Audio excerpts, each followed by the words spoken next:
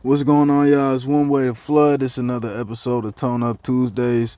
This is gonna be part one of why you need to drink water, man. I don't know. I'm kind of blown away by the number of people that still say they don't drink water for whatever reason, man. You know what I'm saying? Obviously, they getting it in ways from different sources, but I really do know. I really do know old heads that's that don't drink no water at all. You know what I'm saying? Only drinking pop, only Coke. You know what I'm saying? I know people that go out of their way to drink anything but water. You know what I'm saying? People that I don't like to taste the water, different shit. Like, you know what I'm saying? You have to have water. So that's what this one is about. You know what I'm saying? So we'll jump into it. Here's some of the different roles of water. Excuse me. Here's some of water's different roles in the body, and I'm gonna tell you, man, this is not even covering most of them. You know what I'm saying? So this is kind of a general covering. I was kind of trying to determine what all I wanted to cover.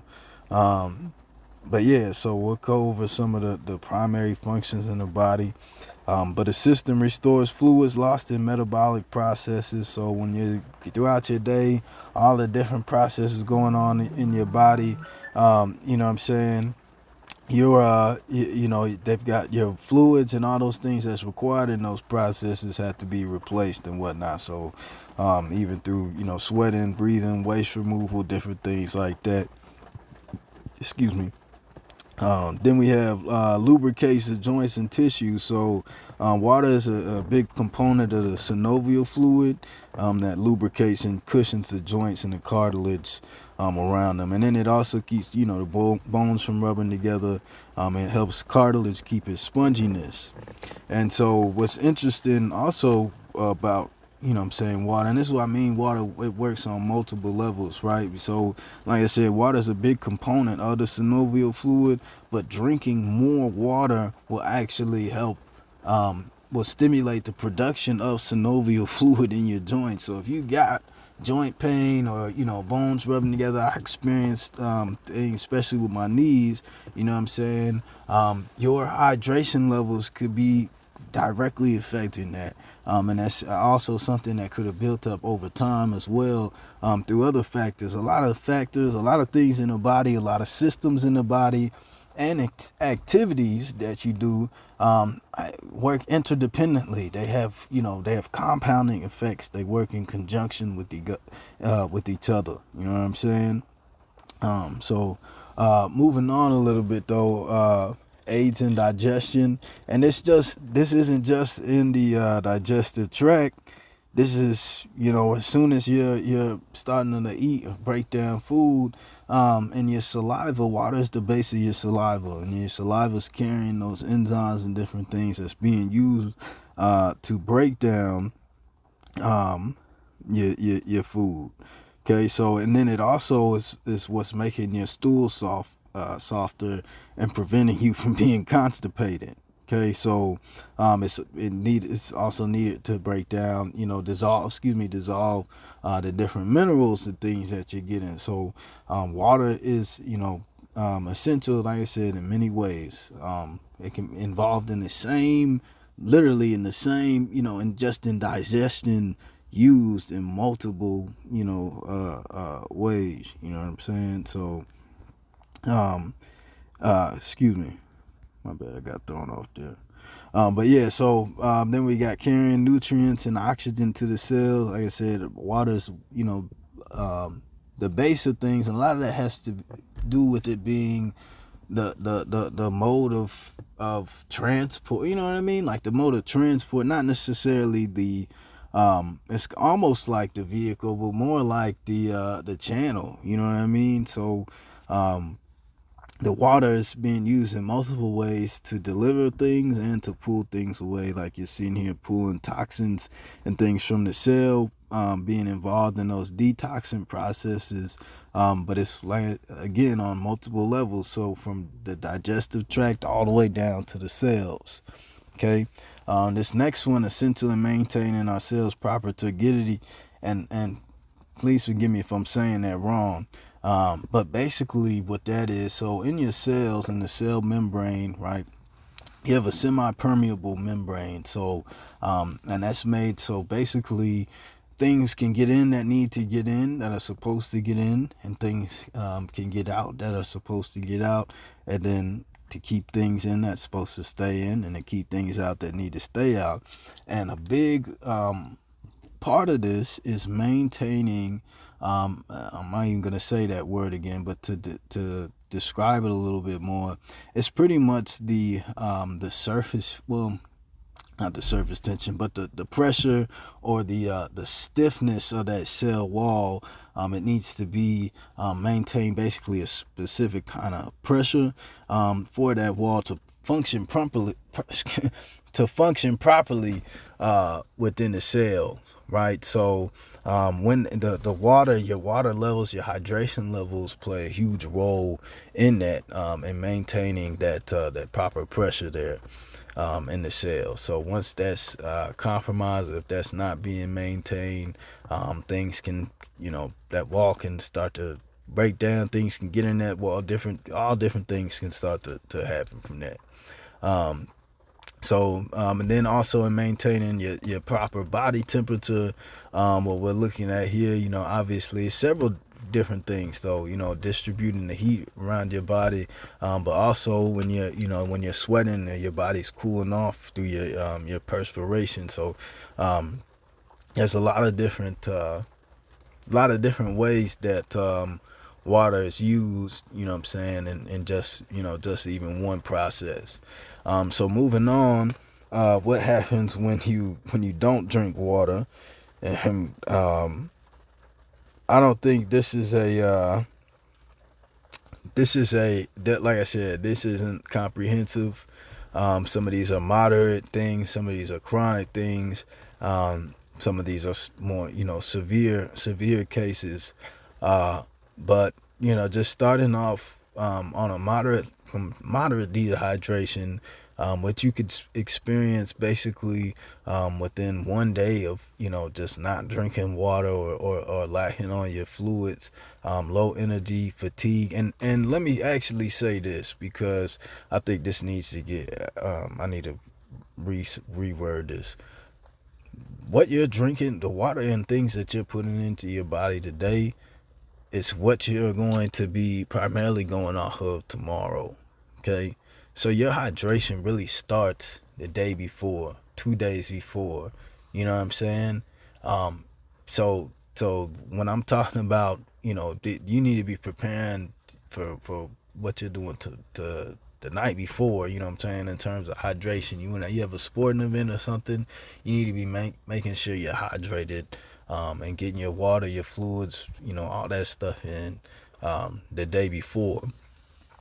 So when it comes to your but so from back on moderate dehydration, you can experience low energy levels, fatigue, and that could be muscle endurance, strength, your loss of strength, weakness, and then also, but you can also have, I put it on here, impaired cognitive function. That's that mental fogginess.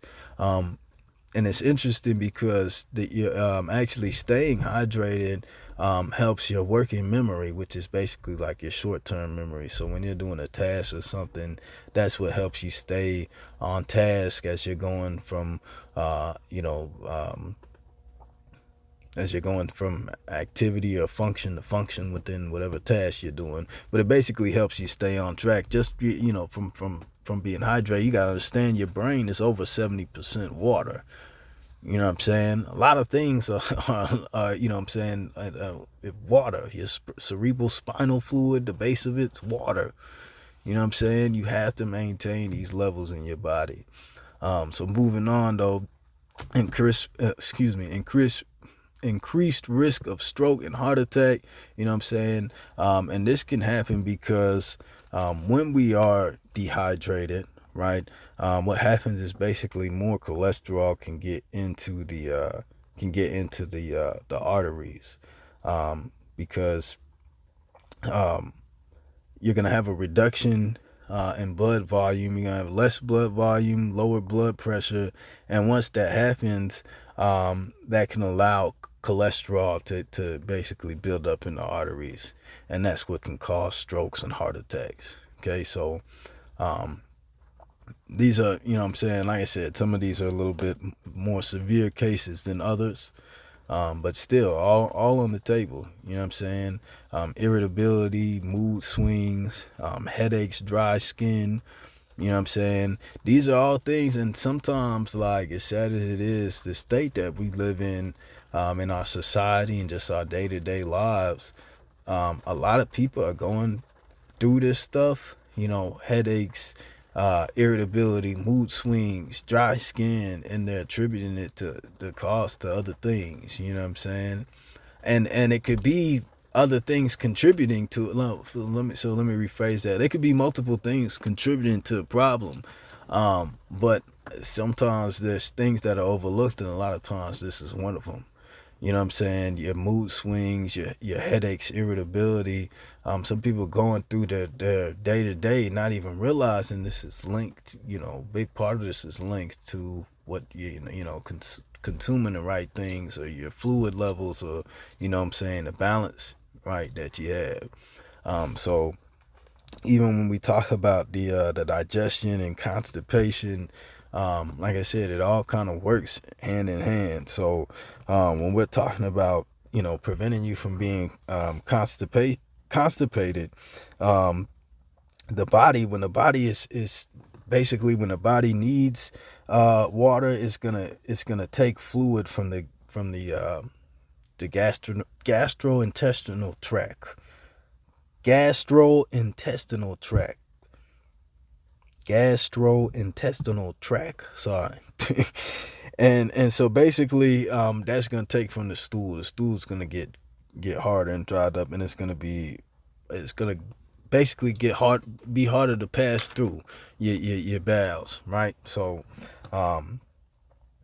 yeah, this can I mean, like I said, compounding effects of things. Muscle weakness, cramps, I already kind of covered that. And cramps and different things, these can come from imbalances of the salts, different things like that.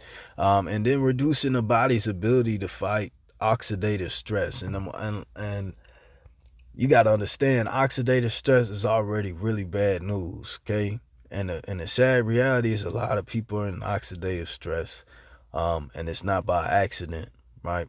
But when you're in oxidative stress and you're dehydrated, it's like a double win. It's a terrible state for your body to be in.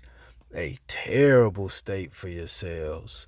Your cells' chances of surviving, fighting off, the damage from free radicals and things like that, I mean, just drops tremendously when you're dehydrated. You know what I'm saying? That you will probably, definitely lose some cells from that combo right there. So yeah, so and then over here I have under chronic dehydration, and so this is what I mean by this is more so like low water intake over time. So these people are getting their bare minimums from wherever, and I touched on that in part two. I said drinking, people drink water. You can get water from other sources like natural fruit with seeds is really the best source of water. You know what I'm saying? If you can get, but I'm just talking about as far as for people that are not hip to that, that aren't on that level. You know what I'm saying? But yeah, so moving on though, chronic dehydration, you weight gain, okay, you've got greatly increased risk of chronic disease. And I put that there for a reason to really understand dis-ease. It is exactly what it is saying. You know what I'm saying? So we're talking about diabetes, heart disease. Okay, these are imbalances. And guess what a lot of them have to stem, guess what a lot of them stem from? All right, and chronic compounding effects over time. Your body is because if you're going 20 years, 10 years drinking the minimum amount of water, your body is now 5, 6 years in adapted to this, and it's now doing everything it can to keep you moving, and it's taken away from certain functions. Certain shit's just backed up now. You know what I'm saying? You got problems thinking that they coming from other places, and it's because you weren't drinking water 5 years ago. For 5 years, six, whatever I said. You know what I'm saying? And now these other things have linked to it, and it's just magnified. It made it where you got a whole thing of problems now. You think it's because of this. You think da. And it all started because for some reason, or somebody told you that somebody didn't highlight the importance of what, I don't know. You know what I'm saying? But that's just not, we just cannot keep this narrative going. You know what I'm saying? So, sorry to get off on that tangent, but kidney stones, kidney failures, and kidneys are highly reliant on water. Okay, and understanding what the kidneys do, right? This is why, like, y'all, I hope y'all can kind of start seeing this picture. Like a lot of the disease and different things. Remember, big pharma, the medical industry, they make money off of sick people, not healthy people. All right? All of these things work in conjunction. There's an attack on the water supply. That's why you got all this bullshit water out here. Water is the base of almost everything. The base of everything. So there's basically not, there is a lot of things that ain't really no functions without that don't involve water, you know what I'm saying, in some way, shape, or form. But moving on, you know what I'm saying, dehydration can cause older appearance, make you look older than what you are, just due from, and this could be, you know, short term, you know, a day, but it can make your skin look older, you know, more wrinkled, loss of elasticity in the skin. You know what I'm saying? We got urinary tract infections due to imbalances and things like that from being hydrated. It might not even have to do with no hygiene, you know, thing. High cholesterol, like I was talking about before, you know what I'm saying, due to the lower drop and lower blood pressure and things like that. Then you got oxidative stress I touched on a little bit, compromised immune system. And it's because, like I said, all of these are interdependent functions, interdependent, you know, your body is an interdependent system. So when the compromised immune system, all these different things, some of these are just byproducts of other systems failing that are you know what I'm saying, that are you know, regulating the function in the first place, you know, or part of a grid of functions in the first place, if you will. You know what I'm saying? So this next slide is more so about just the different water. This is gonna be the end of part 1 right here. We'll start with this next slide on part 2, just because this is a lengthier topic. But yeah, you can see from this side, you know what I'm saying, I'm just kind of going over on the next slide, I'm going over, you know, just different types of water. I will, you know, just not to leave you with a cliffhanger, I drink naturally spring alkaline water. I also have created a water called Aquarian Sea Regeneration water. I'm very passionate about water, you know what I'm saying. If it is, I'm not big on like I didn't, you know what I'm saying, make this to sell y'all my water, like y'all niggas need to drink water, just period. You know what I'm saying? That shit blows my mind. But if you are interested, I'm in, we're giving out samples, man. We would love to, you know, for people to get their hands on this. We're very excited about what we got here. And so if you are interested, I'll be building a little list together. You can shoot me a DM, leave a comment, and we can start, seeing who we can get samples out to. I put out a comprehensive number on that, you know what I'm saying, a definite number on that, how many we'll give out.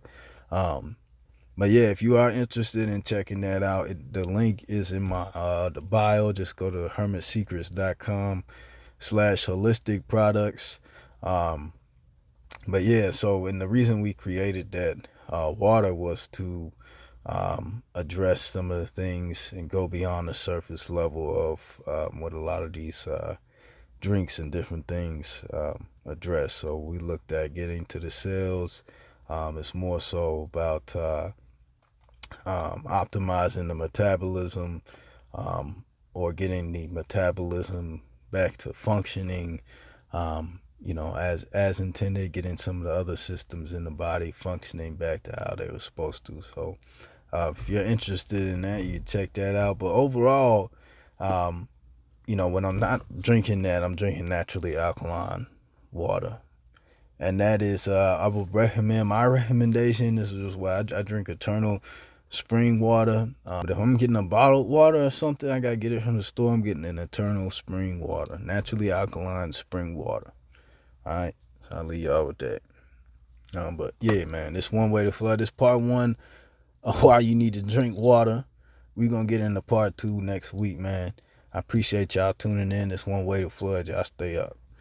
I talk a deuce early, my time could be better spent in a greater stepping with my chakras in the mix. I'm God without a stick, but what's attached, shit like a rod. Heavy is the head, cause I'm held back if it ain't charged.